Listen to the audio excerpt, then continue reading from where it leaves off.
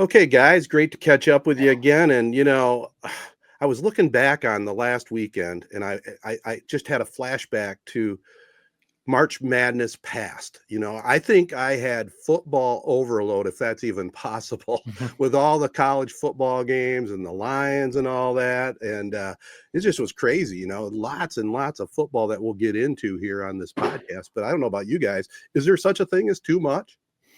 I don't know about too much, except for like you can't watch it all at once unless you have the like YouTube TV multi-viewer, or if you got a Right. man cave with 8 TVs set up or something like that. But I don't know. Are you specifically talking about Saturday? Yeah, just the 3 NFL games, and I guess part of it was, I had something going on. There was a Friday playoff game, wasn't there? Yeah. So I didn't get a chance to watch that late game, so we recorded that. So we watched 4 straight college football games on Saturday. So it was kinda I had to get up and stretch quite a bit to get up off the couch. And there were some good college hoops too. Yes, there was. Yeah, we that's going to fill up some nice podcast material come February, March. Usually the doldrums of this podcast are those months, but with Michigan playing so good, Michigan State looking so good in basketball as well, like I can't wait to turn our focus to basketball when football eventually does end, which I'm not looking forward to that either. But no, I'm with you. I'll be honest. A couple weeks ago, when the Lions were playing Monday Night Football against the 49ers, right in the heart of this football overload, I honestly forgot they were even playing Monday Night Football. I forgot about them. My coworker's like, "You ready for the game tonight?" I'm like, "What are you even talking about? What game?" He's like, "Oh, the Lions game."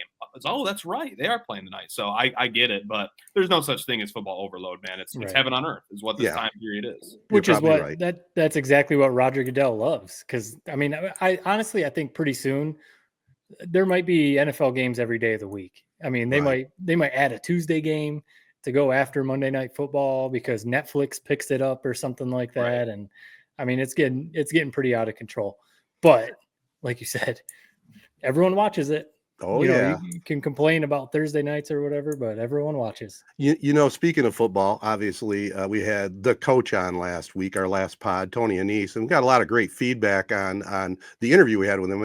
It's pretty rare when you can get a big-time college football coach on. What we have him on, 45, 50 minutes or something like that, and got into some different topics that you don't always hear about. And it was great to hear from people that appreciated it. And, nice job to you also, Matt, sharing some of the social media stuff, the video clips. It was great. Yeah. I mean, again, like we've said, like this isn't our full-time job. So, sometimes with big interviews like that, you get Tony Anise, kind of want to put a little more time into it and take a few clips because he said, so, like you said, we got into some really interesting topics.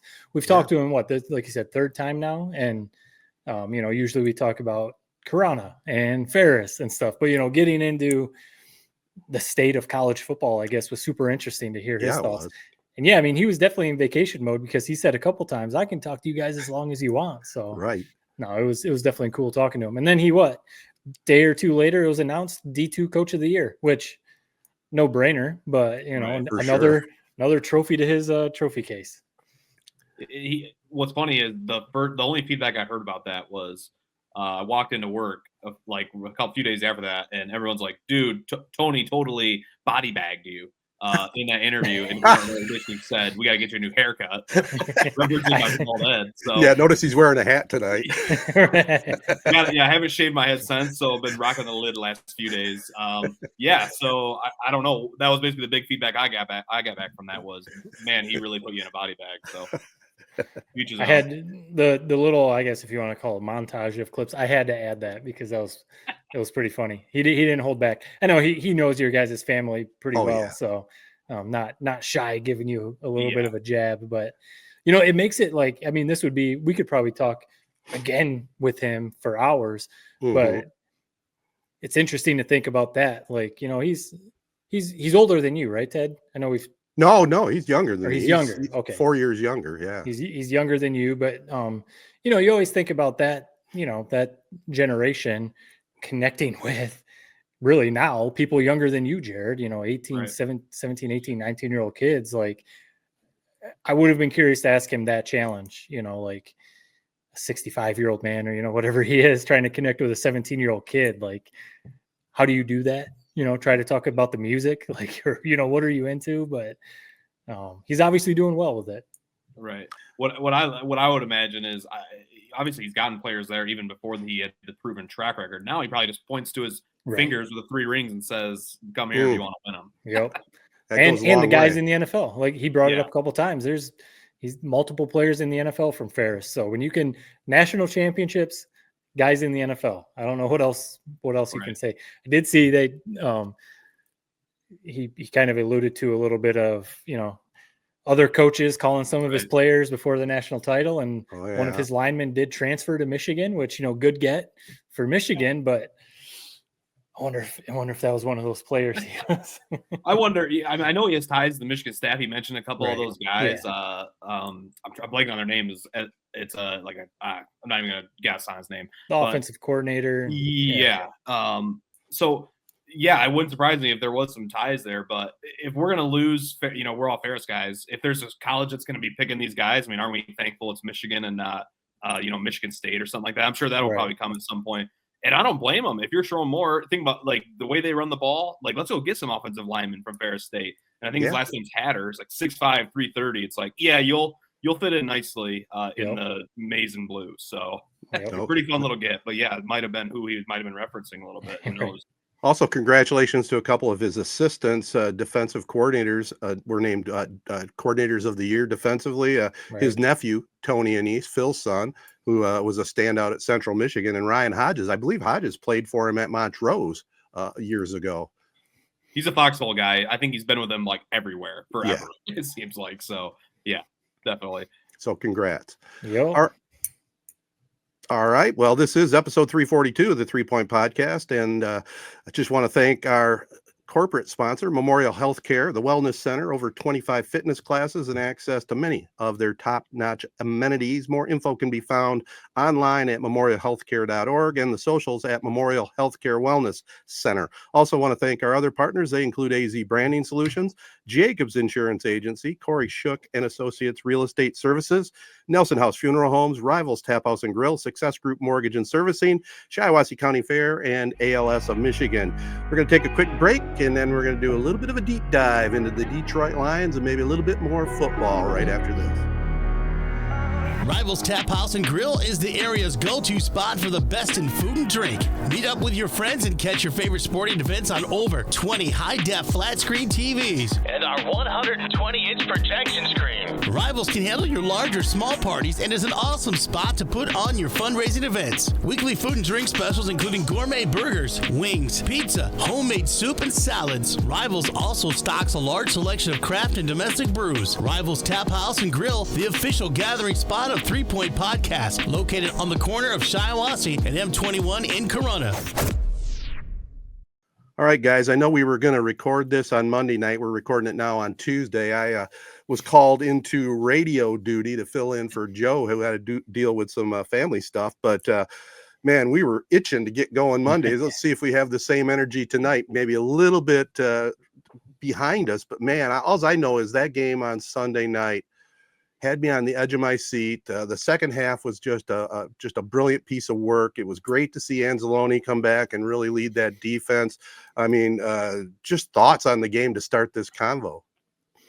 Well, I'm curious what Jared, living down there in the Detroit area and working at FanDuel Sports. I was about to say Valley Sports Detroit, FanDuel Sports Network. Hard to follow sometimes. Yeah, right. Did you guys do anything? Did you guys do anything? Because I wasn't watching FanDuel Sports Network. No, I didn't know if you did a pregame show or anything like that. No, I think they have in the past. Just the climate. I think all these regional networks are in right now. That's probably not going to happen. So no, we didn't.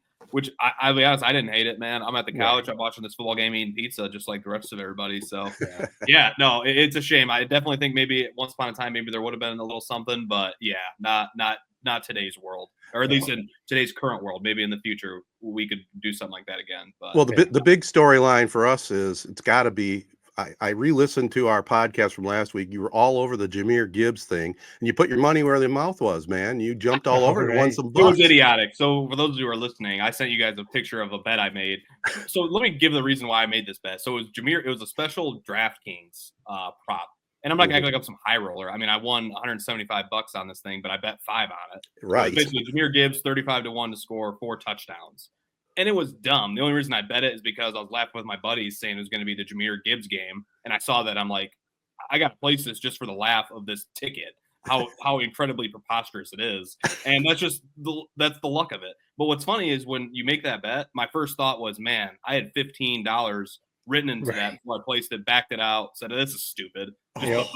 So that's the first thought you have every time you win. It's, man, why didn't I put all my life savings on this bet? So, no, but for a guy who's had a lot of damn dumb takes when it comes to Lions football, Hutch being way overrated. Right. Ironically, the Gibbs draft pick being terrible. I said I didn't think he was going to be a bad player. I just thought the value was bad for running back that high. Dead wrong. He's, in my book, the best running back in the league outside of maybe Saquon. And then I also said Dan Campbell wouldn't last after that first year. So it's funny, man. 0 for 3. I'll take the one small victory I can get, which was basically saying this is going to be the Gibbs game. So I'll take it. Yeah, I mean, I think we talked a little bit about, when Montgomery comes back, what are they going to do? Because Gibbs has been so good. We all want Montgomery back. Montgomery. This isn't a hate on David Montgomery. This isn't cut him. This isn't keeping. There's nothing like that. We all want David Montgomery back. But I mean, Jahmyr Gibbs has been, like you said, as reliable a back as probably Saquon Barkley and Derrick Henry. I mean, right there with those two, and then it's Jahmyr Gibbs because he leads the league in touchdowns, and he broke the team Lions record for touchdowns in a season. He's breaking. There's a whole slew of other records he's breaking. Yards per carry, yards per touch, all this. I mean, the dude should. I mean, if it wasn't for Saquon and Derrick Henry, he would be all pro. And that's pretty impressive for, like you said, a draft pick that everyone told Brad Holmes he was an idiot for making. So no, he's been fantastic. And yeah, you making that bet, it is definitely one of those. You laugh about throwing $5 down because you assume you're losing, but then as he's racking up the first touchdown, the second touchdown, and the Vikings are doing nothing to stop him, you're probably like, damn it, I should have put 15, 20 on there, just to make it even funnier. But well, you think about that last one that he punched in it was complete luck. And at that point, I'm on the edge of my couch watching that last drive. He busted off that like 50-yard run where I thought he was going to score on that. They have a 4th and 2 if the Vikings don't jump off sides. I think the Lions probably end up kicking that field goal. So it just all comes, and then even the touchdown run, he gets carried into the end zone. It looked like. Right. So it was awesome. Again, it's more so not even the money that was made. It's just I hit a 35-1 bet. That's just kind of cool to think about. It's not as cool as this Lions team. Let me just say that though. He was number one fantasy. He was the number one fantasy running back, which to me, I know you guys don't give a rip about fantasy football. That's a big deal in my world. Like that means you're producing at a seriously elite rate. Like you said, Lions touchdown new season. God dang, I can't talk today. I'm just so excited about the Lions. Anyway, 37 thoughts. The defense. Yeah, Aaron Glenn, man, we've been talking for 5 minutes. We haven't mentioned this guy. A masterclass. I mean, Mike Valenti said on his show this week they should frame that game plan and put it up in their office, and that's exactly right. It was money. I was looking up some stats, and basically it sounds like they blitzed on over 50% of the snaps in that game, and that felt low to me. It felt like they blitzed every damn time. Yeah. Then I saw they played more cover zero. I got this from Ryan Russillo, actually. Played more cover zero in this game than any team has all year. Yeah. I just was blown away. Like, if you would have read that game plan, we're going to single cover Justin Jefferson with Amik Robertson, I would have laughed at it. I would have flat out laughed in Aaron Glenn's face. But what they were talking about during the broadcast, Chris Collinsworth basically said something along the lines of, they're comfortable doing this because Aaron Glenn knows that Dan Campbell has his back, even if it backfired. Yeah. And it didn't. He earned himself a head coaching job on national TV. Just an all-time game plan. I just loved every second of it. Are you guys thinking he's gone, or where do you think Aaron Glenn's heading after this? I mean, of the two coordinators, I want them both back. But of the two, I think Aaron Glenn is as good as gone because, again, he deserves it. He's going to get a head coach job. I am curious if Ben Johnson comes back. I mean, he's going to have multiple offers probably, but I think Glenn is gone for sure because he's already proven it that he can lead, he can scheme, he can game plan. But then when you do put forth a game plan like he did against the Vikings, like you said, that's just, I saw on one of the shows or something, they were like, there's his resume, go into an interview and say, hey, look, watch that Sunday night game against the Vikings. There you go. That's who I am. Because I saw it was Rex Ryan and Marcus Spears on Get Up. They basically said along the same lines as everything you just said, Jared. They knew they were undermanned as far as, guys being out. defensive line, cornerbacks being out, Carlton Davis not there, Justin Jefferson, you know, the ridiculous Vikings offense, how they were playing. And they basically said, we're going to force Sam Darnold to be this elite quarterback that people were starting to say that he was. So we're going to blitz him. We're going to try and put pressure on him. And if he hits Justin Jefferson for 10 catches, all right, cool. He's the best receiver in the league, probably, you know, tip your cap. And we saw that Sam Darnold went back to the Sam Darnold that he's been most of his career, because I mean, the D-line was getting pressure on him. Amik Robertson played out of his mind. Brian Branch had an awesome game. Hawkinson didn't do anything. They were just blanketed him like crazy. So it was incredibly impressive. And that's, you know, the offense took a little bit to get going. And that's it. That's the only thing that like made me nervous, was like, I don't know if we're going to be able to hold Jefferson down this whole game. Right. You know, at some point we're going to have to score some touchdowns. And they did, man. They didn't let the Vikings score one touchdown. Amazing. And, you know, how many times they were down in the red zone. And it kind of, I was going to say one thing, I think, kind of like what you said, Aaron Glenn knows that Dan Campbell has his back with, you know, the game, you know, the plays they call, going for it on fourth down, all that kind of stuff. You wonder if the other coach, Kevin O'Connell, he was going for it on fourth down multiple times, if Dan Campbell's strategy kind of affects the other coach. Because you wonder if he was playing the Packers or the Bears or something, if he wouldn't have gone for those fourth downs. But because he knows Dan Campbell is over there, I mean, he went for it like 2 times on fourth down in the red zone. So, you know, you wonder if he would have gone for field goals against other teams. So, I mean, it was just awesome to watch. It was just one of those games you sit back and just smile, and we're just beating their ass the whole time. It was awesome. I mean, it's funny you bring up the fourth down calls too. I tend to agree with you a little bit. And I think the early on decision probably should have been the field goals. And then he kicked that last field goal. That basically, to me, he was waving the white flag, saying we give up, right? Especially with that. And here's the thing with kickers, man. You know when their head's out of it. Like Reichert had made some kicks, but then he just had that absolute blunder before halftime where he booted out of bounds. Once something small like that happens to kickers, they're done. And a 50, whatever it was, a 50-yarder, the decision made no sense. Exactly, it was waving the white flag. Right. And I agree. Maybe it is right, Matt. I don't know if it was Campbell influence. I don't know if they both thought like touchdowns were the only way. I mean, think about it. We all thought it was going to be like 35-35. Ended up being totally opposite of that, where if Minnesota takes those field goals, probably a whole different game. But to go back to that defensive game plan real quick, we all know this feeling. We've noticed, we've felt it a lot as Michigan fans the last couple of years, when a quarterback is just lost and you know you got him, when you're just pinning your ears back and like you smell blood and you're just going for it. I wrote down a few of them that I remember from some of my favorites. These are all Michigan games, except one's a Lions. I mean, Penn State last year with Drew Ballard. You knew he was doing nothing. You knew you had him, and you just ran the ball out, whatever it was, 27 straight times, because you knew he was lost. And that's exactly what Darnold's like. Washington and Michael Penix, honestly, in the championship last year, I felt the same way. Just helpless.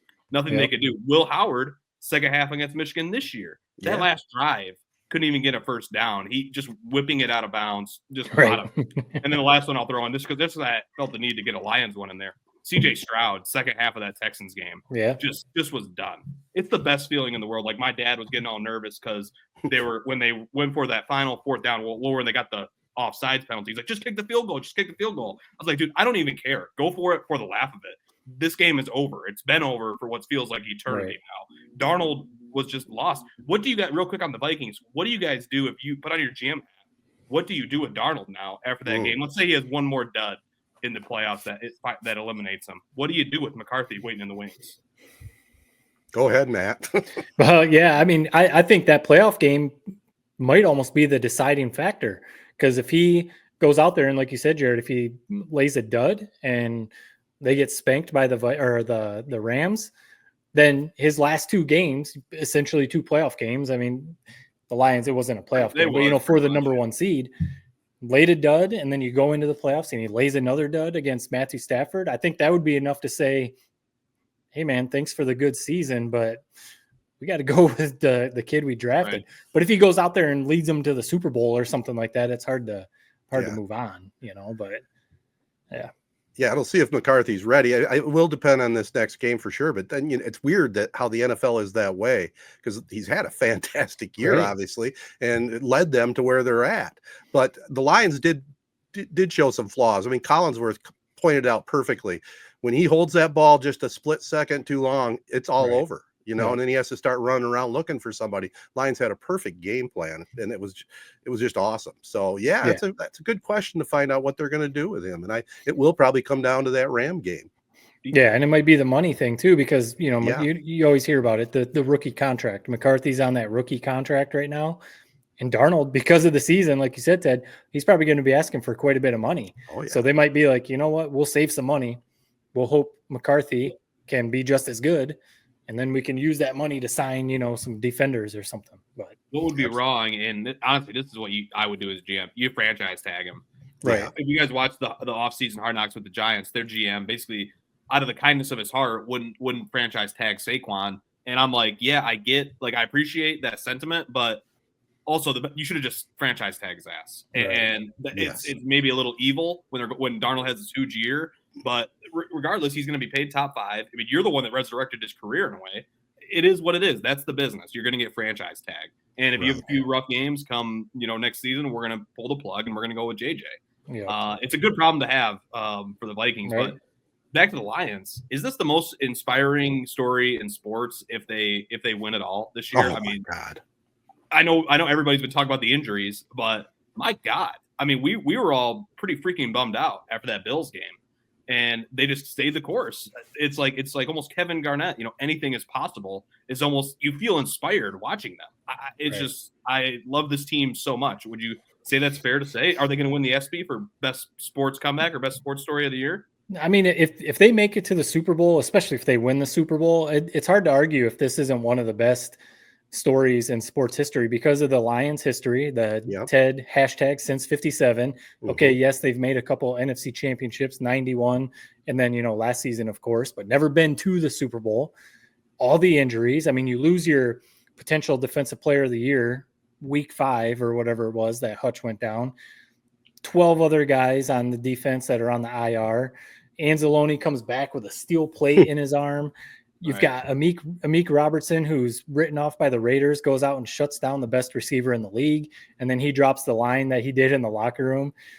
You say you can't bury someone that came from the dirt, basically is what he said. It just made me awesome. Like, oh, man.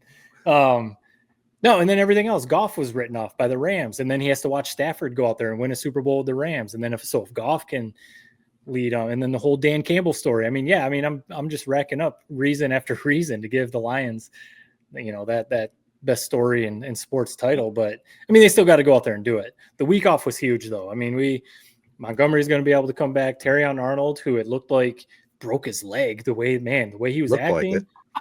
I day to day, right? Day to day. Put the cards out, you're done. Right, he's probably going to be back. So.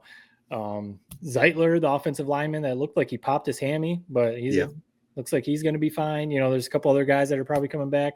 So no, I mean, this home field advantage with the way that Ford Field was on Sunday Night Football, man, it's going to be weird. We're making the Super Bowl. We're making the playoffs. Yeah, I mean, first round of the playoffs, and I'm going to be sitting back like, my team's on a bye. I don't know what that feels like. I know.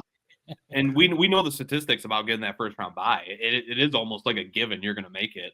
I think it's like 7 out of 10 times. If you get that first round bye, you're going to make the Super Bowl. So it's amazing. We're going to do it. I'm fully on board because I don't think about the Eagles. Like, we're talking about the injuries. They just crumbled last year. Absolutely crumbled. We're going to find out. Believe me, we're going to find out exactly who that squad is in a couple weeks' time. We're the team that didn't crumble. We're the team that's maybe better through all this adversity. They're the ones that last year at the first sign of adversity crumbled. So I can't wait. I think we're gonna. I don't want to swear, but we're gonna kick their ass. I can't wait for that game. And it helps when I have a buddy that's a diehard Eagles fan. It's like I already got the text written out for when we see those boys. So I can't wait for that one. Well, the thing is, Jalen Hurts is still in concussion protocol. So maybe by the time this comes out, he'll be cleared. But he might not even play this weekend. And if he doesn't play this weekend, they might not make it out of this weekend. So that's big for them. But speaking of quarterbacks, we've talked about Darnold and Jalen Hurts now and some other guys, JJ McCarthy. Jared Goff, our guy, I said I was leading the charge for his MVP case. I still think he should be up there for sure.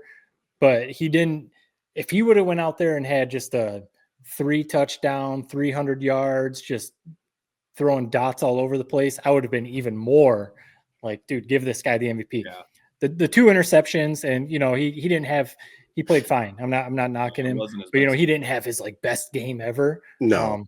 So that probably slipped him from his MVP chances. But I say all this to say that's part of why I think that, almost pencil them in, ink them in, etch it in stone into the Super Bowl, because you can have a quarterback like Goff throw a couple interceptions, and if the defense plays like that, you can still win games, because the offense, you're not going to stop them every possession. Whatever defense you play, good luck holding them under 30 points. They score 30 points every week, it seems like. Right. And it's funny watching Goff too, because he threw a couple picks, but what I really like about him, he doesn't let it get to him. Right. He comes back after that and throws darts like he normally does, Yep. and finish the game strong. It's pretty much a given, though. It's a two-man race for MVP, right? Yeah. Barkley would be probably the third man in the race, but it's probably Jackson for Baltimore, don't you think? Right. Allen's made a good statement, but you look at Jackson's stats this year; it's unreal. Insane. Yeah. It's become pedestrian. Like you just expect it from him, Yeah. but it's amazing. I just can't get over. I don't remember what my exact opinion was on him, but if you would have told me he was going to be this durable, and I know he had some slight injury problems earlier in his career, but like just the durability, he's a slippery snake. There's no way to injure him. He never takes big hits. He's faster than just about anybody in the NFL. He's one of the most dynamic players to ever step on a football field. So I got no problem with him winning the MVP. It's a bummer Josh Allen isn't, but that's just the reality. He's that good. That's what's crazy. Yeah, he's got to make it to the Super Bowl. At minimum, make it to the Super Bowl. And you could almost say he has to win, especially if he wins the MVP. He's got to win the Super Bowl to justify all this. But yeah, like you see other quarterbacks that are runners, Cam Newton, RG3, some other dudes take big hits. You don't really ever see Lamar Jackson take big hits. Ted, you definitely remember. It's like Barry Sanders. You barely ever saw Barry Sanders take a big hit. Once in a while he would, but he'd always either slip away or just kind of miss the big tackle and go down. That's kind of how Lamar Jackson is. But no, he's phenomenal. I'll be curious to see, obviously the Chiefs got the bye over on the AFC again. So, you have to bet on the, you're talking about your bet that you made on Gibbs. I feel like you have to bet on the Chiefs until someone beats them, even though they haven't been overly impressive this year. But there they are, number one seed in the AFC, first round bye again. So until someone beats them, I don't know how you bet against the Chiefs. No, you can't. I agree with that. And don't you guys agree with this? Let's say the Lions make it to the Super Bowl. We want them to play the Chiefs, don't we? We want them to end their 2-year reign and take it away from them, beat Mahomes. That's my ultimate fantasy right there. I like this, that we're picking opponents now. I'll beat anybody. I'll take on anybody. It's a freaking Super Bowl. But I agree. Yeah, if you want to beat the Chiefs, if anybody, you got the storyline of basically when our team really took off at the start of last year. Yeah, playing them. So no, it would be cool. Definitely, I agree with that. You want to take down the Chiefs. Yeah, that would definitely be cool. I got a question in reference to NFL rules. Just want to throw this out because it happened in the Lions game a couple times. Isn't it time with the NFL and replay and all that they do that this stupid rule that it makes it judgment when the clock goes down to 0? There's a second or half a second. When it hits 0, that should be challengeable. No. Yes. I like the referee. No. The less flags, the less penalties, the better. No. I agree. It is a little bit annoying sometimes where it'll hang on 0 for what feels like 5 seconds. Right. And then they'll snap it and nothing happens. But I got no problem with the ref swallowing his whistle. If you're like just trotting out of the huddle and the clock runs down, it's at 0, okay, you're getting a delay of game. But if you're snapping it a millisecond after that hits 0, I got no problem with letting it play. I'm probably in the minority in that, though. I got a big problem with it. I was going to say, I'm actually a little surprised with that. I thought you'd be like, no, a penalty. You hit 0, it's a penalty. But when it sucks is when it happens to your team and they call the delay game right when it hits 0. Yeah. And you're like, yeah, but all these other times you give them that, they always say, give the ref time to look down at his clock and then look up. And if they still have the ball, okay. And that's what kind of makes it bad. You saw Anzalone a couple times on Sunday night. He'd be watching the clock down there. And the minute it hit 0s, like at the end of the game, he jumped across the line because he's like, hey, the clock hit 0, call the delay game. And it worked that one time. So it's such a judgment thing, but like pass interference sometimes is kind of a judgment call. Yeah. But like delay a game, No, when the clock hits zero, like there's no judgment there. The clock hits zero, called delay a game. But Yeah, and even if they keep it the way it is, make it reviewable. If a coach wants to throw the flag, that hits zero. that's where I'm going to disagree. Yeah. Well, why? Why? Then how Slows you the gonna- game down. It just slows the game. I don't want more reviews. But how are you going to do it? You'd have to have a horn or something. How are you going to make that play call when it hits zero? No, I think that's how. Either it flashes red in the stadium. Kind of like the shot clock. Okay. Like the clock in Basically what you're basketball, calling there's the red, around Exactly. the Yeah, but if the ref doesn't call it, if he doesn't see that, then it's again back to judgment, right?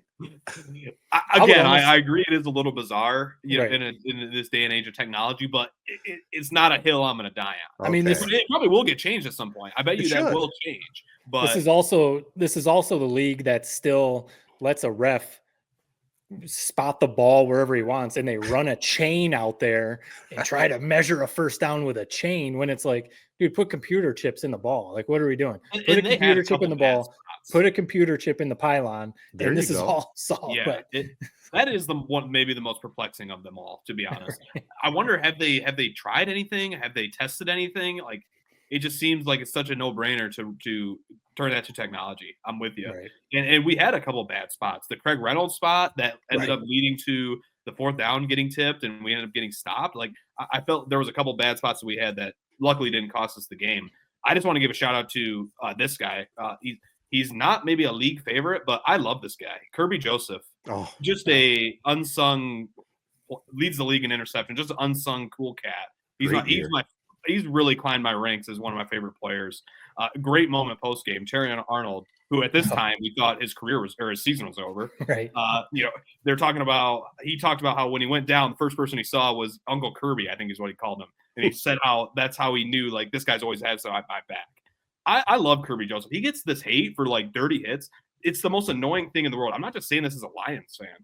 And it's ironic because it's Hawkinson is where we start to hear it's always the Vikings game when it comes back around. How do you expect him, who looks like he's maybe 200 pounds, small guy, to take down a Hawkinson, a Gronkowski? Right. How do you want them? Basically, people who are like, you shouldn't hit him low. You're just saying, okay, you just shouldn't make a tackle. You just slide out of the way, or run up to him, standing straight up tall, so he can truck you over. It makes no sense. Do you guys agree with that? That it's this whole, and that's to any cornerback in the league, safety. That's how you have to play the position with the size and speed of these guys now. You have to make it called knife tackles. It's the reality. Players are going to get hurt from it. 100%, man. I played cornerback and safety. I mean, when a big fullback's running at me, I'm not hitting them up high at the chest, knifing them down. Well, and especially now with all the penalties with helmet to helmet contact. Right. I mean, if you try to go up high and then he ducks, you're going to get a penalty for helmet to helmet. So that's just what it is. You dive at the knees now. No, I mean, he's another one of those great draft picks by Brad Holmes. I mean, he was a little, I don't want to say like undervalued, but he wasn't a top 5 pick. He wasn't necessarily that. And he's turned into a Pro Bowler. And some people are trying to make the case for Defensive Player of the Year.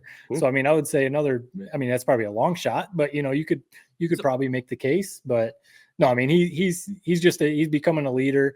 They've got a bunch of guys like that, like we already talked about Anzalone, and there's a bunch of dudes on offense Branch, same way. So this team is just full of guys. And I hope that at some point they're going to have to pay all these guys, so some of them obviously are probably going to have to move on because the Lions won't be able to pay everyone.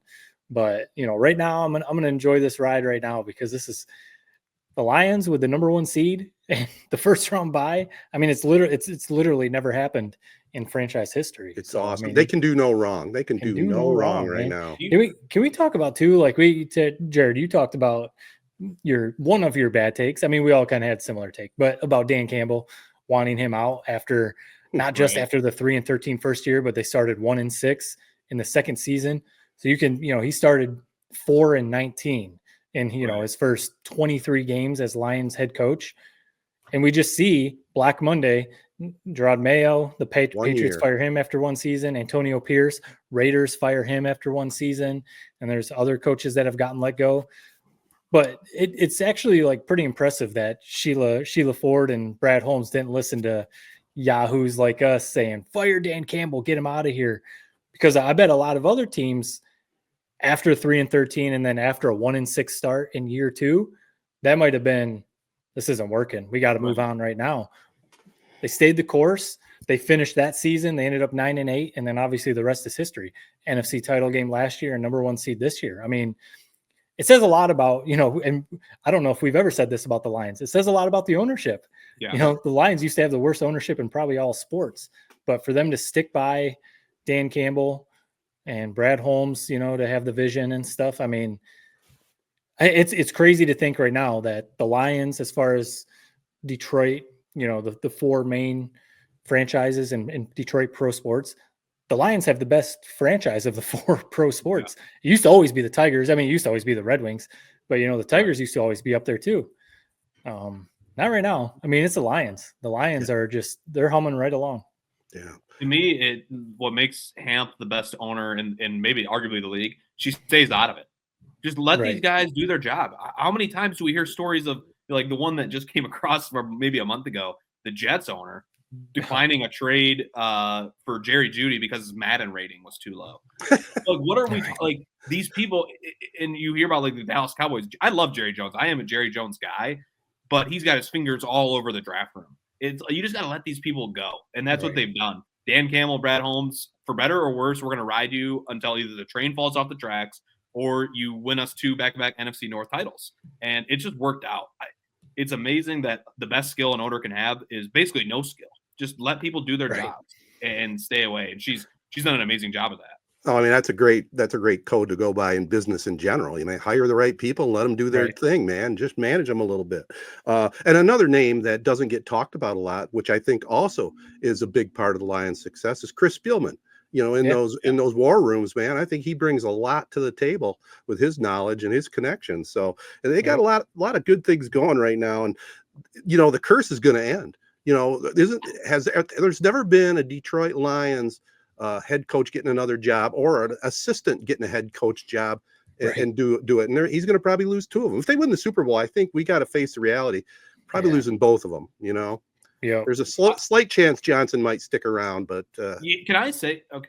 And this is us included. And I actually set it up on a tee for you guys earlier, talking about the coordinators. Okay, can we stop talking about them leaving? I teed you guys up for it earlier. Are they leaving? Are they not? Almost for Ben Johnson, if it's going to be a whole nother calendar year where every week it's brought up, is he going to take the Bears job? Is he going to take the Jets job? Like, I almost want him to Harbaugh it, and Harbaugh ended up was it Harbaugh that I'm remembering, where he basically said, I'm not leaving. I mean, he ended up leaving, but you almost want these guys to come out and say that. Like, are you guys staying or not? And they're not going to. It's the media, and us included, who keep just rerunning this every week. But it's like, is he going to leave? Is he going to not? I don't know. He probably is, but let's just enjoy it while we got it. Mm-hmm. I'm actually not sold on Ben Johnson really ever leaving, to be honest. He's had opportunities. He's kind of – this is me, acting like I'm an owner. He's almost like trying to call a shot with all these different jobs and how he wants everything to be perfectly aligned for him. Like, he is a damn good offensive coach, but I wouldn't bet my money that he's going to be a great NFL head coach. We know what potentially could go wrong with that. So for him to be kind of not necessarily cocky, but almost smart in how he's handling it, I get why it maybe is rubbing some owners the wrong way. We're like, dude, we're not going to be crawling to you to take this job. Right. Apply for it. We're probably going to give it to you, but if you're going to act us to beg at your feet and kiss your feet to have you come, we're probably not going to do it. And I think that's what the Bears have kind of come and done. To me, is my reading of it. If the Lions win the Super Bowl this year, there might be some people crawling to his feet and saying, "Please, the Bears being one of them, please come." Right. Please. The one thing I think, guys, is we're in a good position with just Dan Campbell. We got him running the show. He's changed the culture. You look at Andy Reid. He loses coordinators, at least offensive coordinators, and they don't seem to miss a beat. Right. The good coaches don't. There's other great offensive minds out there. I don't want to be negative if Glenn and their offensive coordinator leaves, but there's other guys out there that can do the job. As long as Campbell sticks around, I'm happy. It's the Nick Saban, where once he got that thing rolling, I mean, they are going to take some hits, and it's going to be tough. There's probably going to be some learning curve come next year if we do lose both these guys, but it gets to a point where the culture is so strong, the players are so bought in, they coach themselves almost, where you just keep the door cycling. And the Lions, I mean, given how young this roster is, Brad Holmes, if he keeps doing what he's doing, it's like, man, probably the next coordinators are probably going to end up being head coaches at some point too. If we keep staying on this track for the next 4 or 5 years. Right. So pretty sweet, pretty lucky. Baby, I love it. The only thing I'll say about the Andy Reid thing, their offense is his offense. Yeah. So True. that's it. Like if we lose Ben Johnson, our offense is his. It's his offense. So, but your point still stands. But I think we're seeing with the coordinators that have left the Chiefs, Right. that they were actually running Andy Reid's offense. Maybe it Good wasn't. point. No, that's a good point. The culture is for sure what you guys said. I mean, they Because just get the right guys in there and keep Dan Campbell doing what he's doing. Yep. this is going to surprise you guys. I got one NFL take that really bothered me this week. I'll just be curious, both your guys' thoughts on this. It's a weird topic. I think I'm in the wrong on it, but Saquon Barkley sitting out week 17, not going for that record. I don't know if it was his call. I don't know if it's Sirianni's call. Probably both of their calls. Listen, I love going for a Super Bowl as much as anybody else. This was his one crack. He's not going to do what he did this year next year, even if he is perfectly healthy. It's not possible. It's a record-setting year. And I know everybody's going to bitch about the extra game. Well, everybody's going to have the extra game from now on. So it might as well be you that has that record. To me, I had a problem with him not going for that. It's not all about winning the Super Bowl, man. Think about Mike Evans, that moment. Like, how cool was that? Go for the damn record. It doesn't make you a sore loser. We know who you are. We had the clip earlier in the year where you had a record-setting day and you didn't want to keep going. You wanted the young dogs to eat. We know the character you have. Go get the damn record. We all want to see it. The team wants to see it. That's my thought on it. I get resting him, but I just would have loved to have seen him go for that record, man. He would have broke it. He probably would have gotten the first half, and then he could have sat the second half out, right? I mean, he only needed 105 yards, wasn't it? Yeah. Yeah, I mean, especially with the way he was rolling. I guess it would, like, if he was kind of nursing an injury, I don't know. Maybe if it was something like that, or if it really was just, hey, take a week off. But we saw, like you said, Mike Evans, and the Lions wanted to get J-Mo over 1,000 yards. So at the end, they threw him that little bubble screen, and he just got it, 1,001 yards on the season. Good point. I didn't even realize that is what they did. I didn't even think about that. That's exactly what they did. 100%. I mean, they were up 30 points already, Right. so it was clearly like, hey, J-Mo, you're 2 yards away from 1,000. Here's a little bubble screen, and he slipped. And he barely got the 1,000. But yeah, I mean, sure, Saquon's going to say all the right things and say he doesn't care about the record. He just wants a Super Bowl, all that kind of stuff. But 15, 20 years from now, he might say, like, damn, I was that close to that record. I don't think it was his decision either. I think it was the coaches. He probably put it to him and he went along with it, being a good teammate. But I don't think it was his call. I will say this, guys. There's a little evil in me at times. And I was watching that Bucs game live, and when it was obvious, I wanted to see a pick six on that pass. That's what I wanted to see. No, yeah. Those are the people at the desk were saying, like, why didn't you triple cover him, dude? That's sportsmanship. You talk about we got all on the post game brawls and all that sort of stuff. That, my friends, letting him catch that, get that 1,000 yards, that's sportsmanship in my book. So with that, there was the whole, I think it was a 30 for 30 about the Brett Favre. Now I should have brought this up, but when Michael Strahan got the sacks record and Brett Favre basically laid down for him. Yeah. And like some dudes jumped Brett Favre at an autograph signing and Gastineau. Yeah, it was him. So you think Brett Favre laying down is the same as Mike Evans, or and it's ironic because you're exactly right. I didn't like Brett Favre diving down. Now the guy is a lunatic for holding on to that for however long, 40 years. Right. It was like he was gonna murder Brett Favre. It's like, dude, who cares? I'm being hypocritical because I'm telling Saquon he should have went for that record. But anyway, to me that was overboard. You're basically sliding down and just giving it to him. Like, make it somewhat believable. And that's probably what who were the Bucs playing? I'll be honest, I'm blanking on it. Anyway, whoever the team was, they made it somehow believable. I mean, he got like only 1 or 2 yards past it, got tackled. Game was over. It was already settled in the balance. It didn't bother me as much. I don't know. Maybe because I like Mike Evans and I love seeing 11 years, 11,000 yard seasons. I don't care how you get it done. You got it done. So I'm going to respect it. Yeah, don't get me wrong. I enjoyed watching him get it and the celebration and all that. It was all true, They loved him getting it and all that. Mm-hmm. But there was that little sliver in me because I think weren't they only ahead by a touchdown? Well, okay, it was still a close game. Then if you're going to do that, then the Bucs are just be like, all right, I guess we'll just kneel it down. Game's over. It's like, we're right. So it's a gentleman's agreement. It's different than Brett Favre dropping back, guy not even blocking him, diving down. Okay. Which again, that guy overreacted. Gastineau or whatever his name is, way overreacted to it. Right. That's different. And I'm splitting hairs. I'm probably not making no sense to you listening, but I don't know. Follow me if you can. Fair point. And I do got one final comment. This is probably, you're going to laugh at me. It's an old man thing. I like the Lions uniforms. The black uniforms are nice. I like the blueberries. I like when they wear the all whites.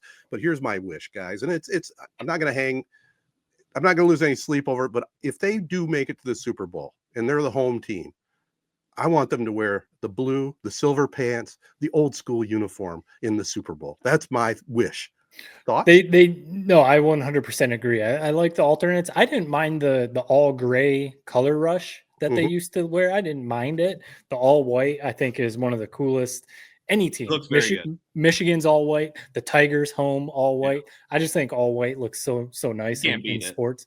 The Lakers on Sundays wearing all whites, just absolutely love it. But no, if they make the Super Bowl, wear this year's version, because they're home. They kind of went back to a more classic look. Right. Do the classic look. You're the Lions. Don't do an all black or something like that. But the silver pants to go with the blue jersey, right? They will. I think they will. It also depends if we're home or away. Yes. I think if they're away, we'll probably go all white. I don't want to see the all black ones. No. I was actually kind of surprised they wore them for that big game against the Vikings, but it worked. I loved it. They look sweet. And my least favorite thing about when we wear the all whites, this is me nitpicking. Tony Neese already called me basically a weirdo for my comments. So what's this? Shot number 2. I hate how Amon-Ra always wears black accessories, even when we're in the all whites. It bothers me so much. Like it's probably some superstition thing, but you'll notice it next time we're in the all whites. He wears the all black, arm tape and stuff. Bothers me so much. The Lions' best uniform, in my opinion, is the Thanksgiving Day throwbacks, right? With just the pure silver helmets. Those are classic, and I don't think they wore them at Thanksgiving this year. They wore them for a different random game for some reason, but they should wear those on Thanksgiving every year. Those are the best uniforms, in my opinion. Mm-hmm. Yeah, they're slick. Listen to us already talking about Super Bowl uniforms. Still got 2 games. We came a long way from the SOL days, haven't we? Right. So Ted, have you had any luck? I know you were hopping on every ticket giveaway, every Facebook group, every radio call, number 20. Have you had any luck? My phone hasn't rang and my email hasn't clicked in. No, I haven't won yet, but I keep. There's one contest I'm in. I get to join it every day. Every day I'm clicking in. I get to do another entry. But can you imagine how many other ones are out there? And I saw somebody. I was talking to a guy at work today. A couple of his buddies, they went for some special package. It was $7,800 each for game tickets and a fan experience. I'm sure that type of thing. No, you're going though, right? You're going to be there. You're going to be watching the Lions in the Super Bowl in New Orleans. Yes. Not at the Super Bowl. What are you going to do? Have you found any restaurants you're circling or anything like that? No, I haven't got that far yet, but I will be very soon. I want to make sure whatever tavern I go to on Bourbon Street or what's near the stadium, it's a Lions bar. I want to be hanging out with Lion fans. That's the main thing. Yeah, you don't want to be amongst other fans, which we don't have to get into this, the tragedy that happened there a few days ago, but I will be curious if, what happened down there in New Orleans. They were talking about if the Super Bowl was going to move, is the NFL going to do something to move the Super Bowl? I don't think obviously they're going that far, but because Super Bowl only being a month and a half after that incident happened. So it doesn't seem like that's what's going to happen, but I would just be curious, once you're down there, if I'll be a little nervous. I'm not going to kid you. I'd be a little nervous. I'll have a head on a swivel, and I'll be a little bit more street smart than I normally am. You know what I mean? You just got to have common sense. Before we get off the topic of pro football, wild card weekend's always a lot of fun, and it's even going to be a little bit more fun this year because we get to sit back with the bye, like you mentioned earlier. But there's some pretty good games, man. Saturday, Sunday, 3 games Sunday, Monday night, Vikings at Rams. That's a great way to end the weekend. That's the best game. Fun. That's why it's Monday night. But there's so many storylines in that game. If Darnold implodes again, oh my God, it's like it's the season from hell after 14 weeks of heaven in the regular season. And then Stafford. To me, I'm putting my life on Stafford in that game. Right. But we'll see whether this could be maybe one last hurrah for Stafford. It almost seems like it's not. He's got a few more years left of good football, but I don't know. I just can't wait to see who ends up winning that game. I think it's going to be cool to follow either team that wins. And obviously, we'd probably play the Vikings if they win. So I'm okay with that as well.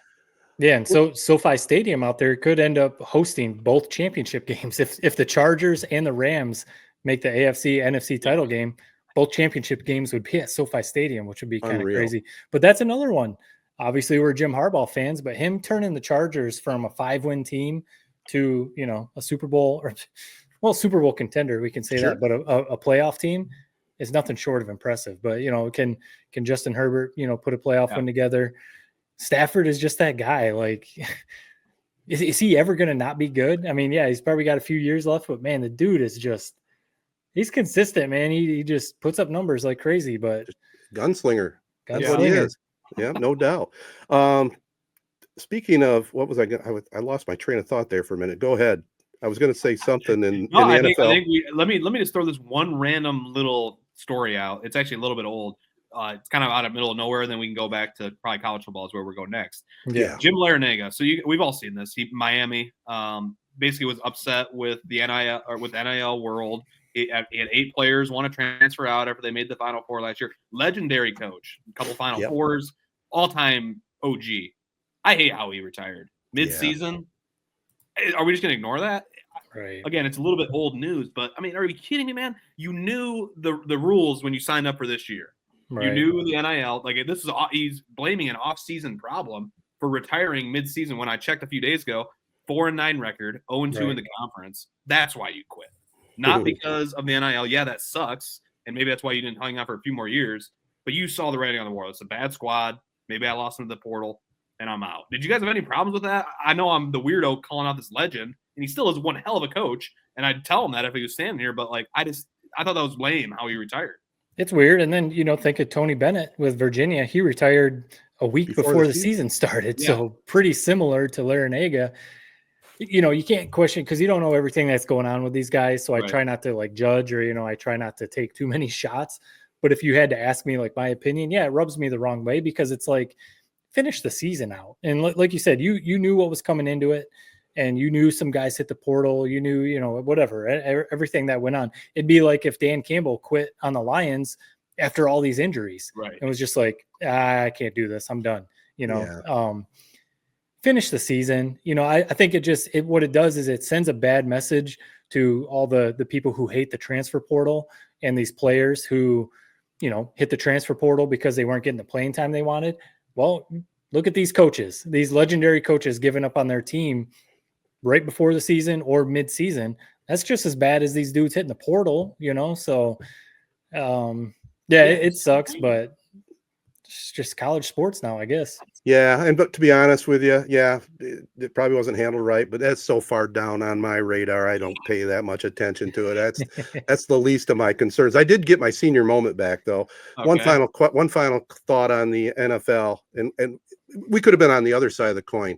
There's no way they shouldn't reseed what they're doing in the playoffs. A 14 win team should not be a number 5 seed. Agree or disagree? It'd be simple. I'll use what you said. That's so far down my radar. No, I mean I agree because if the Lions would have lost, I probably would have been pissed that 14 wins. We're the number 5 seed. This is BS. But I say the same about the college football playoff. After that first round, they should reseed or something. Yeah. They need to figure something out because the Vikings winning 14 games, having to go on the road to LA. I mean, a 9-win division winner. Okay, you're in the playoffs, but do you deserve a 4 seed? No way. Right. To me, it was such a random year how the schedule felt like we'll probably never see. I mean, it was the greatest regular season game of all time by records.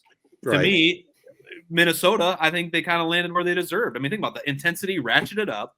Yeah, it was a playoff game, and they dud it. They laid a big old dud. Now the result of that is you're going to LA, and I get it. It's not really fair when you look at the record and what they've accomplished throughout the year. But if you're that upper echelon team, you're going to win. You're going to win at LA. You're going to win this game. You're going to move on, and you're going to have your chance again at the Lions and Ford Field. I agree with you. It is a little bit lame, and it probably will get changed. But I don't know. I see both sides of it. I just don't think it's worth changing. I like that the divisions mean something. I mean, when you think about college football, it's like, man, maybe now that winning the Big Ten doesn't matter as much as it once did. Winning the NFC North, you saw how much it meant to the Lions. I still think it's a big deal. Let's give you a playoff game for it. Okay, but I understand that Vikings did get screwed, and we easily could have been screwed as well. Yep. But that's why you had to win that game, and that's why the Lions got it done. Well, thank God they did. That's for sure. Well, let's move it over to college football. I'm not trying to disagree with everything you say. You pretty much always do. I try to be the devil's advocate on all the viewpoints. That's okay. I appreciate that. Really, it adds a little juice to the podcast. How about college football? What do you think about the whole bye situation? 4 byes and they're out. Right. Yeah, all the byes and no conference champions have made the Final Four. Obviously there's a whole storyline of Oregon wins the Big Ten, gets a bye, basically takes a month off and then gets to see Ohio State and gets boat raced by Ohio State. Right. So I don't know, man. I think this was the first time that we've done the 12-team playoff. So I bet in the next 2, 3 years, 4 years, we're going to see a bunch of changes. Who knows? We might even see 16 teams, who knows? Personally, I almost wonder if we should have started with 8, see if 8 works. And then maybe if it didn't, go up to 12. 12 feels like it might be too many. Because what's crazy is you think about it, Ohio State wouldn't have even been in the playoff if it wasn't for expansion after losing to Michigan. So, no, I mean, I think the games are going to be great. I mean, Notre Dame in there, it's a bunch of storied programs. Notre Dame versus Penn State is a cool game. Texas obviously versus Ohio State. Can Texas slow down Ohio State's offense? Can Quinn Ewers put it together? Sark, dial up some offense. It's 2 really great games. And basically what we got, we went 12-team playoff. We got a bunch of dud early games, and we got a really good 4-team playoff. So yes, and a Thursday Friday matchup. I like that too. That's going to be nice. I know you talk about how you were overloaded with football last weekend when we had a lot of duds in the NFL. Dude, you're gonna. I don't even know what's gonna happen to you on your couch in that basement when you have 4 or 5 straight days like that, like we're gonna have this weekend. It's gonna be awesome. It is. I don't know how you solve the bye issue. I think you just got to get rid of byes. Is that what you're almost insinuating, Matt? Like I think like a shorter bye. 1 week. Yeah, 1 week. Start it earlier. And, because again, like Oregon was off basically a month, 3 almost 3 full weeks. And, I think there's something to that, shaking off the rust. But yeah, how do you fix it? I don't know. Because I kind of like your point with winning the NFC North, even if there's, a group of 5 or, the ACC, even if it's a little down of a conference, it should mean something to win your conference. So, but do you give Boise State that bye, top 4? Do you give, I don't know about that, but it's going to shake out. We'll figure it out. And we kind of said it. This is, if Michigan State replaced Texas, I guess, with Michigan State, this is worst case scenario for Michigan fans. Who are you going to cheer for? I don't want any of these teams to win. I don't want Ohio State to win. I don't want to cheer for Notre Dame. I don't want to see James Franklin get a championship. I don't really care about Texas. So I guess maybe I'll cheer for Texas, but I don't know. To me, I don't hate. The only scenario that's pure hell is if Penn State wins it all. I don't know what it is about Penn State. I'm not a big James Franklin guy. Franklin. The whole storyline of how they can't win the big one. What else am I going to cling to? And now I just have to admit they're a good coach. He's a good program. So that's my number one problem scenario. I don't hate if Ohio State wins it all. Like, I think it's hilarious. We still own you guys. You guys literally are the national champions, best team in the country. You still can't beat us. I think that's hilarious. And we can claim a mythical title. So I don't hate if Ohio State wins. I hate if Penn State wins. I've always liked Notre Dame. I understand they're supposed to be a Michigan rival. They're like probably my second favorite team. They always have been since I was a kid. I love everything about Notre Dame. That's definitely a generational thing. But the rivalry isn't quite what it was, maybe. And we have seen some of those rivalry games take place. There's some memorable ones, Under the Lights for one. But yeah, to me, the only pure straight from hell scenario, Penn State wins it all. I think Notre Dame is actually going to win it. That's who I think their defense is unreal. Playing good football right now. How do you not love Freeman's demeanor? That's a football coach. That's when you think of Vince Lombardi, when you think of the iconic guys. Like, he's got that aura about him and how he carries himself. It's impressive. He almost reminds me of like Joe Mazzulla in a way where it's just like he's just too cool for everything, but in a good way. So I love Notre Dame. I love Marcus Freeman. They're my pick to win it all. What do you guys think of the Ohio State-Texas game? To be honest, Ohio State has been, looking like they can't be touched by literally anybody. But I think if anybody can, I think it is Texas. I think Texas is a tough matchup for them. For whatever reason, I have a good feeling about Quinn Ewers. The way he handled all that last 11, 12 passes of the game against Arizona State after playing terrible that whole second half, that showed me he's got a little bit of grit to him, and he's going to find a way to win these games, I think Texas versus Notre Dame is my national championship. Essentially, Texas has a home game, too, at the Cotton Bowl. Right. Big deal. Which is big, and I think Texas has the defense. They've had a good defense in the SEC all season. Quinn Ewers, I don't know. They've got Arch Manning back there. Obviously, that's going to come in for some wrinkles. I just think Ryan Day is going to piss down his leg again at some point. At some point, he's going to do it again. He's done it for 4 straight years against Michigan. They seem to do it the last couple times they've been in the college football playoff. They do something stupid and lose to Georgia or lose to, whoever else. So that's what I keep holding on to. But yeah. Texas and Sark, they kind of do the same thing. They almost blew their game last week when they should have been up by 30 points or whatever. So no, both games are super interesting. I'm not a Notre. I do not. I can't root for Notre Dame. I don't know if Ted, you feel the same way about that. No, I don't hate them. I'm a Catholic, number one. When I was first a football fan, my favorite book I checked out of the library was Newt Rockne, All American, man. Okay. That whole lore and history of Notre Dame. Rudy. The movie Rudy, that's what I blame it on. How do you watch Rudy and go, I hate Notre Dame? Yeah, I can't. It's the best, man. I think Rudy's a cool movie. It's a fake story, but it's still a cool movie. Right. But it's Notre Dame, and it would be the same as Michigan fans. I can hand up, even though we're still reigning national champions. Kind of similar. Notre Dame acts like they've been in an Alabama type of dynasty, and they haven't won a title in 40 years, basically, or whatever. And they, last time they went to the championship, Alabama beat them by 40 points. So, I just don't like Notre Dame. We're Grand Valley guys, Matt. Really, we're Ferris guys, but right. how funny is it and ironic? Notre Dame in New Orleans Superdome, 5 minutes up the road from Brian Kelly, getting it done at a school That's he didn't think funny. he could do it at. You got to respect that. And Ryan Day, I'll be honest, I've always said I like Ryan Day. I got a kick out of the Lou Holtz thing. Imagine they beat Notre Dame in the national championship and he gives a nice one-liner. I like to know where Lou Holtz is right now. Where's Lou Holtz right now? He's working on his speech. Memes from that would be all time.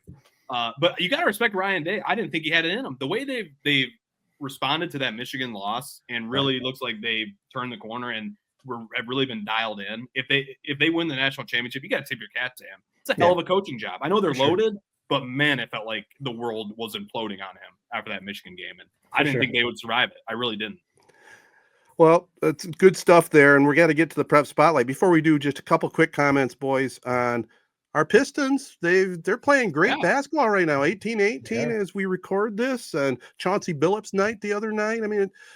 They can make a little noise. Looks like they're definitely going to make a run to the playoffs. They're playing their balls off. They should. And they lost Jaden Ivey. We thought it was going to be significant time. Ended up not being too bad. I think 6 to 8 weeks is what they're expecting until he's back. So hopefully he's back by the end of the year. Cade Cunningham, I've again, another bad take I've had. He's taken that step to being a star in this league. He's been incredible this year.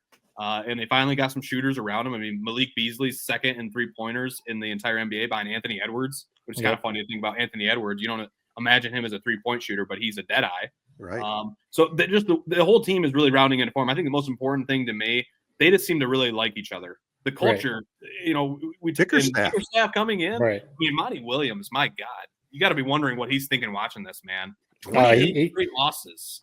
He's thinking that the check is clearing. Yeah, exactly. But man, how do you got to question? He spent his life as a coach. How do you look back and say, again? He's obviously a good coach, MBA, but my God, how do you look at yourself as a coach the same way? Seeing this guy come in a year later, just totally rebranded. It's like he Dan Campbelled the place, kind of what it feels like with Bickerstaff. So it's a fun team with a good mix of vets and obviously young players, but most importantly, Cade Cunningham seems to be the guy. So And if you're not paying attention to the Pistons, it's time to start paying attention to them. They're playing some fun basketball. Yeah, exactly. They play fun basketball, and we've said it for the last couple of years, basically since they drafted Cade. The way they were going to take the next step is if he took the next step, and he has. He should be an all-star this year, and he should be looked at as one of the best young players in the NBA. And like you just said, Jared, they made the right veteran signings. You already said Beasley. We kind of laughed at them bringing Tobias Harris back, but he's actually been good. He's been a good veteran. Tim Hardaway Jr., a good veteran player. And then the young guys are stepping up. Hopefully, Ivy was starting to come on, so that injury is unfortunate, but they're a fun team. Are they as good as the top teams in the East? Maybe not yet, but, if you can make a playoff push and get into the playoffs, you can start building something. Absolutely. And then on the other side of the coin, Hockey Town. I mean, the Red Wings, they've turned it around under Todd McClellan. Eisman pulled the trigger and fired his coach, and new guy comes in, no nonsense, and they're playing some good hockey right now. I don't follow hockey that closely, but it's pretty noticeable that they turned it around a little bit. It's always a good sign when those coaches come in and there's a jolt. Like I think about when the Jets let go of Salah and they were even worse. It's like, oh, right. God, what did we do? So the team's always going to have that little jolt, and they definitely look a lot better than how they have been. It cracks me up. I've never seen more coverage of a team's practice than what I've seen since this guy took over. It's like, they're going back to basics. They're playing like kids games now, and they had their longest practice of the year with McClellan. Like I'm like, dude, what are we talking? It's just funny that this is getting reported on. I get it, but yeah, it's cool to see. Let's see how they got to keep it rolling now. I mean, if you remember last year, they were looking like they had the playoffs all but cinched up, and then they went on an unbelievable, fall from grace. So let's just keep stacking wins. Amen. That can happen in hockey. Five straight wins I saw recently because they won tonight. We're recording Tuesday night. They won 5 straight wins. So I mean that's something, whether that's the new coach or what, but that's something, Got to be a little bit. We got to get back. I mean, we've said it before. Admittedly, casual hockey fan, but when the Red Wings are in the playoffs, I'm watching every minute because playoff hockey is fantastic. Awesome. So hopefully they can get back in there. Hockey, last thing on hockey, and then maybe we put our listeners to sleep. I'm just joking. There's a lot of hockey fans out there, but there are. It's a sport. Like it's such a cool sport. Like I wish I could get into it. Like I've watched it. Like I want to love this sport.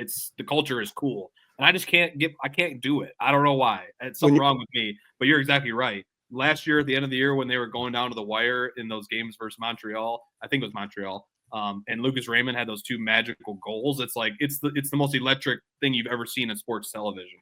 So now, how often have you gone to the game live, Jared, other than being in the studio or the truck? What's funny is I've actually never went to a game. That's a big difference. It is a bummer. I'm gonna do it. You have a whole different take on it if you go see a game live, man. Yeah, sure. I've never been to a live hockey game, a live NHL hockey game. Right. I don't know. I had nobody to go with, man. I mean, come on up. Okay, hook me up. We'll go together. He'll come as long as you give him the hookup. Who's the FanDuel guy, man? Not me. He's not paying for any tickets. Now, if you get him a ticket, he'll come. I'll buy you a beer. There you go. No, going to the game is obviously a very big difference. It's also, I mean, it's the same as baseball. You talked about for the longest time you weren't that much into baseball. You started going to Comerica, seeing some games live. And then if you can get to know some of the players, I feel like, you kind of latched onto some of the Tigers players, kind of same as that. If you find a couple Red Wings guys that are your favorite, like for me growing up, in the heyday, of the Red Wings, Yzerman, Sergei Fedorov, Chris Osgood, all these dudes, they got Dominik Hasek to come play goalie. Nick Lindstrom, obviously the best defenseman ever.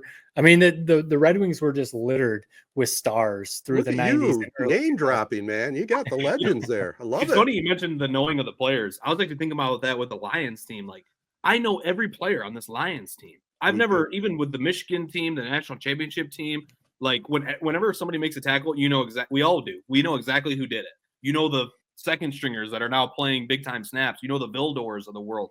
Like that is a sign of like a lovable team. The fans know every one of these guys. It's pretty amazing. It really is. Well, we're going a little long, but I'm going to switch it to another quick topic before we take our break. Michigan and Michigan State basketball. I mean, they're playing really good right now. We're recording, like I said, on Tuesday. They tip off against UCLA tonight at 10 o'clock on Peacock, unfortunately. Right. I was going to DVR it, and then I saw it was on Peacock. Oh. So anyway, for us, we can watch it. Yeah, right. we can watch it, but yeah.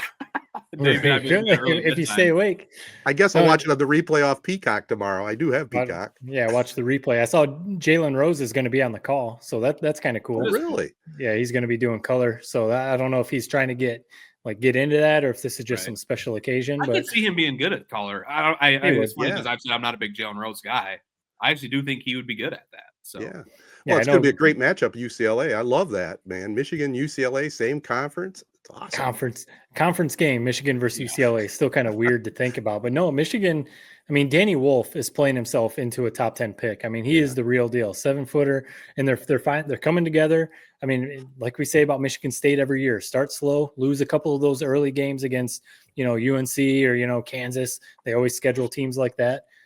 Come Big Ten play, Tom Izzo has them figured out and they're rolling. So I mean, right now they're probably maybe UCLA, but they're probably top 2, 3, so. maybe 4 teams in the Big Ten for sure. Yeah, it's going to be Danny fun to Wolf, watch. can we talk about that guy enough? I'm getting ready to smash all of his player overs when they play Michigan State. Kind of like the Gibbs game. It's going to be the Wolf game. And you're right, Matt. How is he not a top 10 player? If you're an NBA team, how do you not draft this dude? Right. 7 foot, guard skills, his 3-point shooting. He's like what seems like one of those guys, almost like a Franz Wagner, where he's going to get in the NBA. All of a sudden, his 3-point shooting is going to take a huge uptick. And it's like, how do you stop him? I think he's obviously not the most athletic guy, but I don't know. I just love this team, and I'm loving everything they're putting together. It's getting me back into college basketball, which a year or two ago I would have thought was impossible. Right. Awesome. Well, go blue. Go green, go white, but it's going to be fun to watch when we get done with football season. All right, let's take a short pause, and we'll come back with the prep spotlight right after this. Jacobs Insurance Agency has served Shiawassee County and the surrounding areas since 1977. Just like 3 Point Podcast, we've had 3 generations: Gary Jacobs Sr., Gary Jacobs II, Brian Jacobs, and myself, Noah Jacobs, serving our community with offices in Waterford and Owasso on M21, just west of Home Depot. Stop in or go online to jacobsinsurance.com to get a quote or get your questions answered by our team. Jacobs Insurance is a proud supporter of our local schools and the proud sponsor of the Prep Spotlight. Insure everything, local, independent, and trusted. It's our family working together to protect yours. That's the Jacobs way. Time for the prep spotlight presented by the Jacobs Insurance Agency, local, independent, and trusted. We'll kind of zip through this as we're going a little long, but last night, the game I filled in on, it was Ovid Elsie over Birch Run, 63-36. Tucker Loins had 19, Travis Milner 16. Marauders improved to 7-2 on the season with that win. Their big competition is going to be Chesaning. Chesaning down Montrose 63-55. The Freeland Falcons in overtime down Frankenmuth 67-61. The Eagles' Ethan Edwards forced overtime with a 3-pointer with 3 seconds remaining, but Freeland got it back together and pulled it out in overtime. Did you get a chance to see that game at all, Jared? No, I didn't. I know my parents went. From my understanding, it's a game where maybe they learned a few lessons, and it's always nice when you learn a few lessons and a win. So, it's a big rivalry game. I know, from what I understand, it's a good crowd. So, just thankful to win that one. The Frankenmuth gym, I saw some of the highlights on TV. It's kind of old school, They do have some stands behind the baskets, but like 3 rows up, something like that. But Wilson Huckabee led the way with 29. He's a stud. Langsburg over Saginaw Valley Lutheran, 66-56, a 12-2 run in the first quarter. Helped the Wolfpack jump out to that lead. Owasso, very competitive team this year. They downed the Perry Ramblers 53-47. Liam Patrick had 17 for the Trojans in that one. In girls basketball, it was Crun over Chesaning, 54-40. It was Kaylee Owens had a team high 15 points, and Perry over Holly in girls basketball, 54-12. Again, I'm going to jump on it one more time. No reporting in the Argus Press on the Corunna boys. I have yet to see an article this year. I don't know what is going on, but they need to clean that up, whoever's responsible. And speaking of, go ahead. It should. I don't want to knock anyone. It shouldn't be that hard to send a couple little cliff notes. Like you said, doesn't have to be a big old thing. Just like a picture of the scorebook. Right. Text it over. That's it. Corunna football. We'll talk about that real quick. Corunna football, Steve Herrick has announced his resignation. Had a lot of success at Corunna, 2 stints over there. Was your coach, right, Matt? He was, yeah. In his first stint there at Corunna. Took the Cavaliers all the way to Ford Field last year. Very nice, successful career over there. He's an assistant principal and athletic director at the middle school. Congratulations on Steve on a fine football career as a coach. And it'll be interesting to see what they find in the coach's search. No, it's definitely a big congrats to Coach Herrick for everything that he did with Corunna. Obviously, in his first stint, stepped away a little bit, came back in. Like you said, the historic run to Ford Field last season. He's up. He's not Nick and Nice level, of course, but he's up there, as one of the best coaches, in Corunna football history, and deservedly so. And time to step away, because that's a lot, because, the coaching, the teaching, assistant principal, athletic director, everything that he's doing. And one big thing too, that we've talked about, he's really developed that youth program. And that was something that, Jared, it was a little bigger when you came through, but there wasn't much of a youth program when I came through. So his work and efforts, developing the youth program, is definitely a big deal, there in Corunna. So kudos to Coach Herrick. All right, that's the Prep Spotlight presented by the Jacobs Insurance Agency. And again, let's take another short break and then wrap this thing up with a quick Tedertainment Tonight.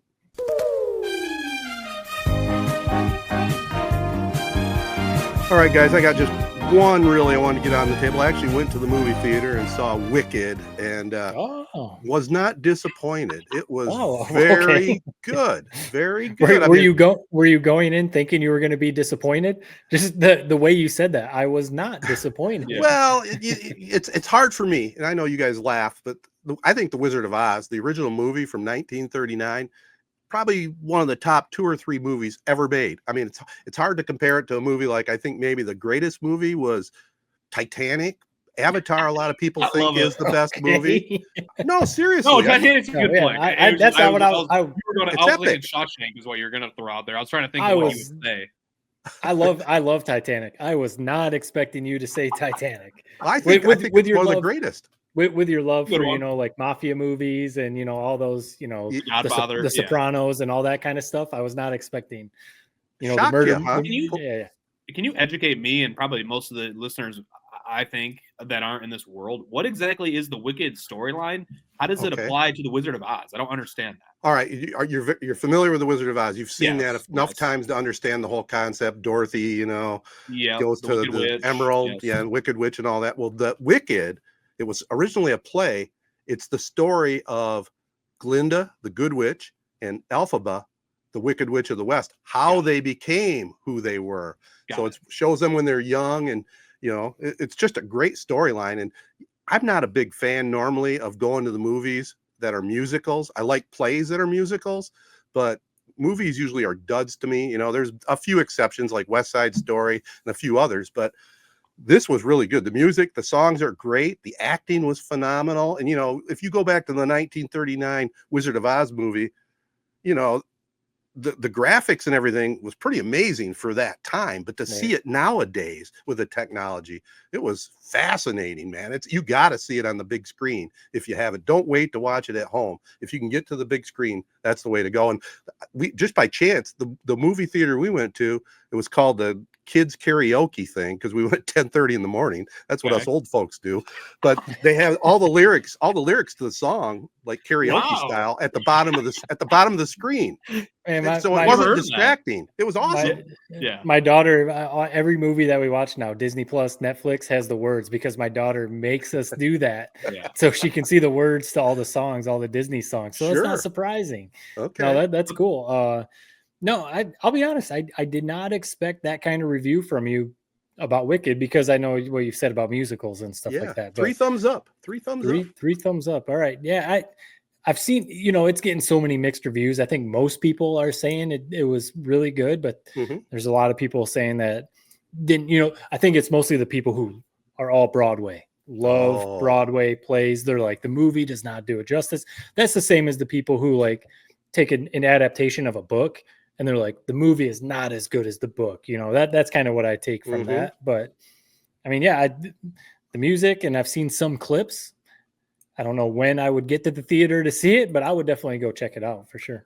Well, Cynthia Erivo, the Wicked Witch, and Ariana Grande. Oh, she was fantastic. Her voice is amazing. Tremendous. Why is the witch green? Or does that get explained in the movie? Is she just always green? No, it gets explained in the movie and the play. Yeah, so you understand why. Yep. I just got one thing that we're going to look forward to. I'm sure you guys are as well. Christopher Nolan, he's coming back.